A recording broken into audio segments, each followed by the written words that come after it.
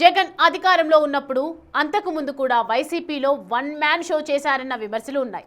Party క్యాడర్కి ఆయన్ని కలిసే అవకాశం ఉండేది కాదని వైసీపీ నేతలే పలు సందర్భాల్లో ఆవేదన వ్యక్తం చేశారు. అయితే ఘోర పరాజయం తర్వాత జగన్ వైఖరిలో మార్పు వచ్చిందంటున్నారు. పార్టీ పటిష్టతపై దృష్టి సారిస్తున్న వైసీపీ అధ్యక్షుడు మునుపెన్నడూ లేని విధంగా క్యాడర్కు ప్రయారిటీ ఇస్తున్నారట. తాడేపల్లి వచ్చినప్పుడల్లా పార్టీ వర్గాలను కలిసి పార్టీలో వారి సమస్యలు పరిష్కరించి మనోస్థైర్యం నింపాలని చూస్తున్నారట. ఆ క్రమంలో జగన్లో వచ్చిన మార్పు వైసీపీ శ్రేణులను ఆశ్చర్యానికి గురి చేస్తోందట.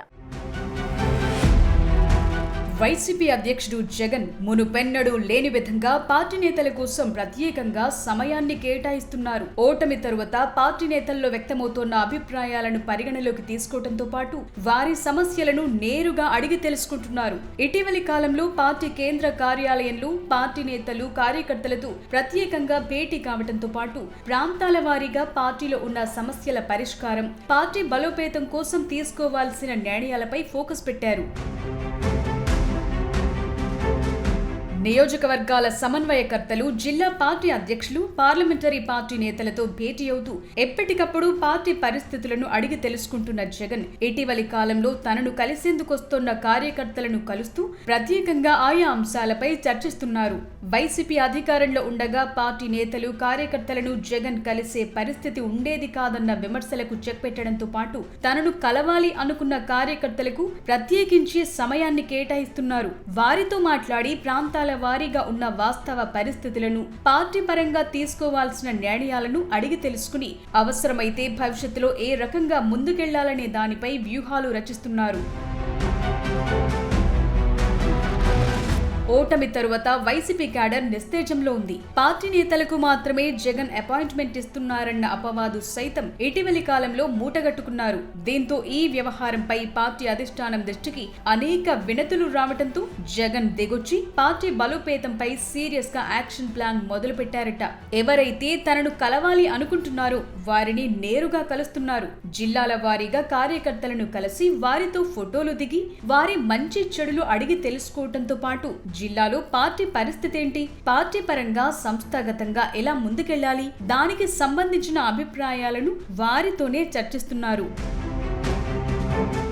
కూటమి ప్రభుత్వం అధికారంలోకి వచ్చిన తరువాత వరుసగా జరుగుతున్న అరెస్టులు, నమోదవుతున్న కేసులు, జరుగుతున్న దాడులతో వైసీపీ క్యాడర్లో భయాందోళనలు నెలకొన్నాయి. అందుకే క్యాడర్ మనోగతం తెలుసుకుంటూ వారికి భరోసా ఇవ్వాలని భావిస్తున్న జగన్ ప్రత్యేకంగా కేంద్ర కార్యాలయంలో వారిని కలుస్తున్నారట. బెంగళూరు నుంచి తాడేపల్లి ప్యాలెస్ కొచ్చిన ప్రతిసారి తనను కలవాలనుకుంటున్న కార్యకర్తలకు సమయం కేటాయిస్తూ తాడేపల్లి నివాసంలో ఉన్నన్ని రోజులు పార్టీ శ్రేణులతో మమేకమయ్యే ప్రయత్నం చేస్తున్నారు. వైసీపీలో కేవలం నాయకులకు మాత్రమే జగన్ ను కలిసే అవకాశం ఉంటుందన్న ప్రచారానికి చెక్ పెట్టడంతో పాటు సామాన్య పార్టీ కార్యకర్తలకు కలిసే అవకాశం ఇవ్వడం ద్వారా వారితో గ్యాప్ ను ఫుల్ఫిల్ చేయొచ్చన్నది జగన్ ఆలోచనగా కనిపిస్తోంది. తాజాగా పార్టీ ముఖ్య నేతలతో సజ్జల రామకృష్ణారెడ్డి టెలికాన్ఫరెన్స్ నిర్వహించారు. టాస్క్ ఫోర్స్ సభ్యులు, పార్లమెంటు పరిశీలకులు, కార్యదర్శులు అందులో పాల్గొన్నారు. ఈ సందర్భంగా ప్రతి 2500 మంది జనాభా ఉన్న ప్రాంతాన్ని ఒక కోర్ కమిటీగా ఏర్పాటు చేయాలని, అక్కడ 7 అనుబంధ విభాగాల కమిటీలు ఏర్పాటు చేయాలని సజ్జల ఆదేశించారట. సదరు కమిటీల నియామకంపై ప్రత్యేకంగా టాస్క్ ఫోర్స్ ఏర్పాటు చేశామని, ఆ టాస్క్ ఫోర్స్ తో సమన్వయం చేసుకోవాలని సూచించారట. త్వరితగతిన కమిటీల ఏర్పాటు పూర్తవ్వాలని, పార్టీ క్యాడర్ అందరికీ ఐడి కార్డులు ఇవ్వాలని దిశానిర్దేశం చేశారట. మరి పార్టీ వ్యవహారాలకు జగన్ లో వచ్చిన మార్పు, చేపడుతున్న చర్యలు వైసీపీని ఏ మాత్రం ట్రాక్ లో పెడతాయో చూడాలి.